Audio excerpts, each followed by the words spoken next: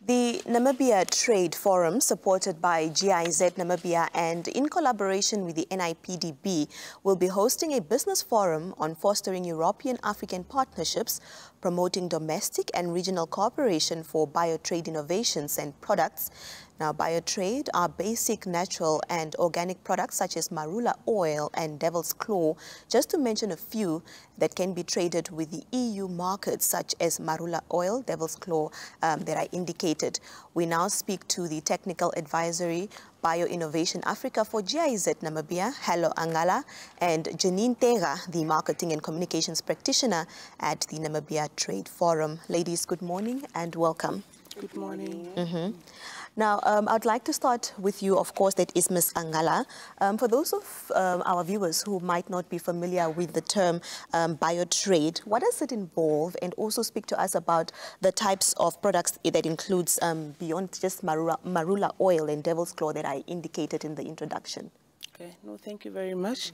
So biotrade is actually everything that comes out of biodiversity. Yeah. So every trade from biodiversity-based services or biodiversity-based products. So we are looking at a sector that actually includes timber. I think we all know timber quite well. The devil's claw and so forth, those are the non-timber products that comes from the forestry sector. There's also agriculture, there's also livestock. So it's basically any business that you are doing from our natural biodiversity. So it goes quite beyond just the marulas and the devil's claw. I think that's the popular one. But in terms of the whole sector, that's where we are looking at the entire bioeconomy. Namibia currently has a bioeconomy strategy as well. Okay. Well, Ms. Teega, can you please then talk to us about this partnership with Africa and, of course, Europe and what the goals are? Okay. Well, taking into consideration the business forum that we are having right now, there's already a partnership with Africa and EU. So what we're trying to do is really just enhance and bring more market access and trade,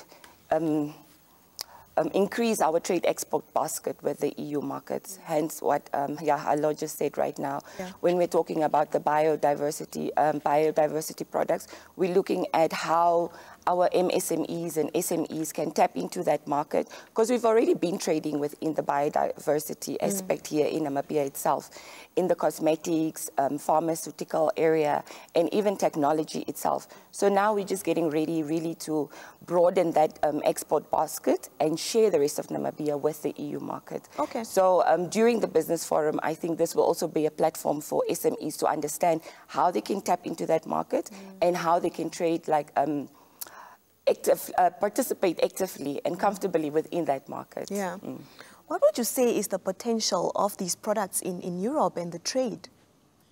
I mean, you'd actually be surprised that the devil's claw, for example, Namibia is currently the largest exporter in the world when it comes to devil's claw. Okay. And this goes into medication for people who are suffering from bone diseases and so forth. So when it comes to medication, the pharmaceutical sector, the cosmetic sector, you'll be surprised to know that some of our oil, the marula oil that we produce here at Odafano, ends up at Body Shop. I think we all know Body Shop. Then we'd have some ingredients that end up in perfumes like Chanel and so forth. So the market is quite broad. There's pharmaceuticals, there's food ingredients, there's an opportunity for new markets, even proteins, things like our, what is that, the worms? Mopani worms? Yeah. So even the Mopani worms has an opportunity to make it into the broader protein market in Europe and so forth. Yeah. Well, it's great that you've really touched on the potential in the EU, especially considering that the platform now exists. But what support is going towards the MSMEs, you know, to ensure that they, of course, succeed in this market? Well, we are looking at, I think I'll have to just go a little bit back. Yeah. And in August, we had a business forum in the north. where it was more focused on bridging the gap between tradition and innovation. And if we look at the sector, really it is innovation, hence the name bio-innovation. So we're looking at value addition within that value chain. So when we tap into that local market, we're trying to identify all local communities, indigenous people, throughout that value chain, from the harvesters to the producers, up until manufacturing, up until the point where you can actually export. So when we are looking at what goes into it, we are trying to reach out to everyone. We had that business forum with financial institutions so that they can also realize and identify the work that SMEs are doing outside of your normal trade sector. So there's a lot that's going in there. I mean, we're looking at collaborations with NIPDB, where we can also look at investments within this market itself. Then we've got our developing partners with GIZ and so much more. And then, of course, when we come to the Namibia Trade Forum, we're looking at policies, how to make these policies better benefit both parties, the public and the private sector, so that it's just easy for our SMEs to comfortably trade, not just within the EU partnership, but also with the Africa Free Continental Trade Agreement that we're busy with. So there is a lot that goes in, but I think as we are always preaching collaboration and collaboration, because this is not a sector that can function purely on its own without collaboration with different entities. Yeah, and I suppose considering that you're trying to make it easy for the MSMEs, that means that you've also perhaps looked at some of the challenges that they face when, of course, trying to trade bioproducts internationally. How will some of these challenges be addressed, and what are they? All right, maybe just to take us a step back from GIZ's side. So Bio-Innovation Africa is a project that sits in 4 different countries. We look at fostering partnerships now between African countries and European countries, and also looking at the element of market barriers and ways in which we can actually reduce some of these barriers. Information access, just access to information, for example, is something that becomes a challenge for somebody who doesn't know that there are certain requirements that they are supposed to meet.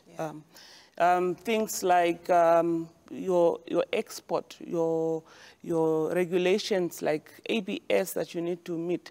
So the purpose of having a forum is to make sure that all the relevant information and all the relevant players are in one room.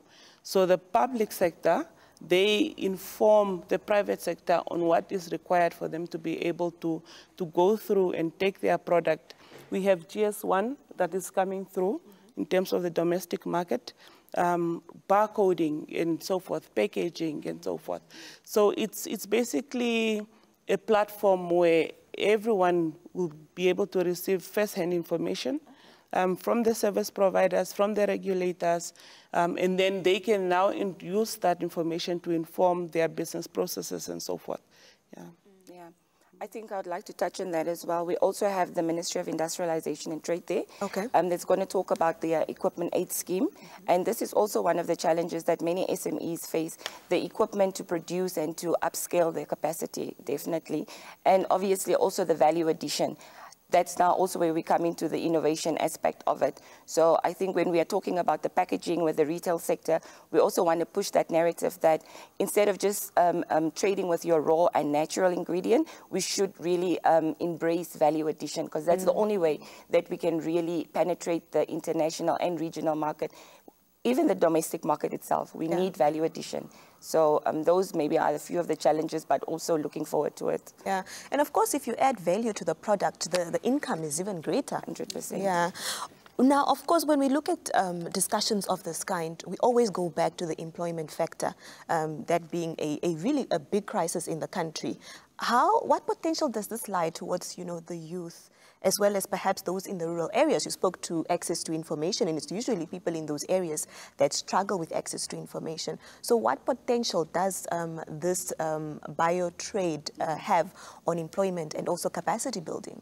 Okay, maybe I can give a case study. So we have Odafano. It's part of one of our partnerships at Bio-Innovation. Odafano is producing marula oil.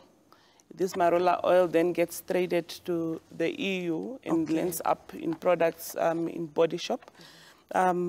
Odafano supports about 3,000 women. It's purely women-based. They are all in the rural northern area. So this one value chain alone supports these 3,000 women, and in turn they support their children and so forth and so forth. Then we move over to Devil's Claw. So Devil's Claw, you have harvesters that go in and collect this Devil's Claw.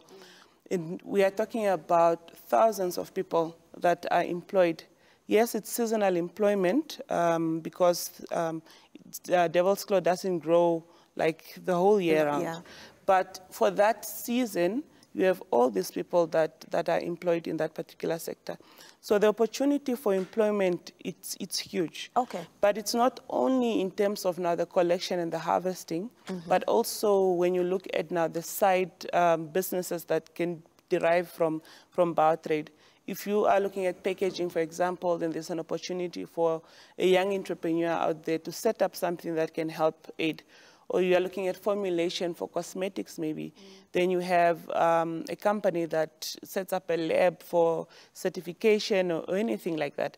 So there are a lot of businesses that can span out of this one particular area, and that has the potential to really employ quite a lot of people. Yeah, and I think back in the days, people didn't really get compensated for harvesting and producing such biodiversity products. And now because we are commercializing these products, they have a chance to be compensated for that wherever they find themselves within the value chain. So yeah, there's definitely opportunity. Great potential. Yeah, definitely. Okay, I think now the question on those that are watching, of course, is how can they be part of this business forum, those that are interested? Well, this is the public invitation. It's a public invitation. We're going to have the business forum at Mercury Hotel. Okay. So everyone and anyone that finds themselves within that sector, within any part of that value chain, or would love to just find out more about it, is more than welcome to come and join it. Okay. So there's no restrictions, no limitations. I also want to add that we will also have an area for exhibition, just for potential SMEs that want to maybe dive into that sector, just to see what is happening around. I mean, we've got a lady that made an oven out of material itself, and that itself is innovation, you know. So yeah, there will be a little exhibition area, and yeah, there's a call out to every SME out there. Yeah. Please give us the details on when it will take place. We've now heard that it's at Mercury Hotel. Okay. Yeah. So the event is taking place tomorrow. We start at 8:30, 8 for registration, then 8:30 we kick off. So anyone is welcome, like Jeanine just said.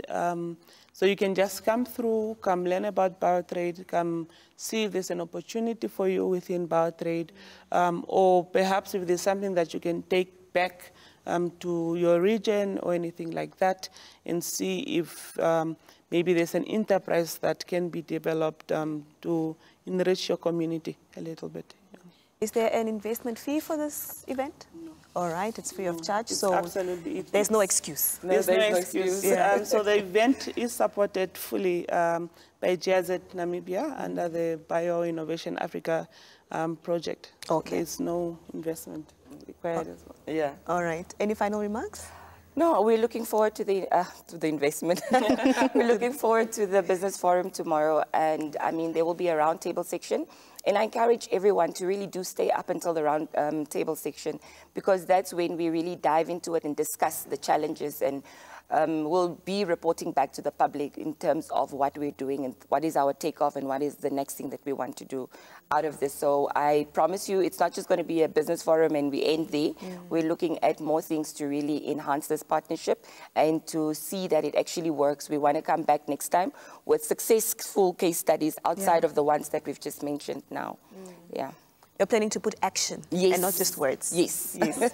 Your final thoughts, ma'am? Be there, be square. Yeah. Okay. Yeah. Be there, be square. Yeah. Thank you so much for being here, and all the best with tomorrow's event. Thank you for having us. All right. All right. Well, that was a conversation with Jeanine Teega, who is a marketing and communications practitioner at the Namibia Trade Forum, and she was joined by Hallo Angala, technical advisory for Bio-Innovation Africa at GIZ Namibia, and they were talking to us about the Bio Trade Forum that is taking place tomorrow. That is the 30th of October at Mercury Hotel. Be there, be square. We'll be back shortly.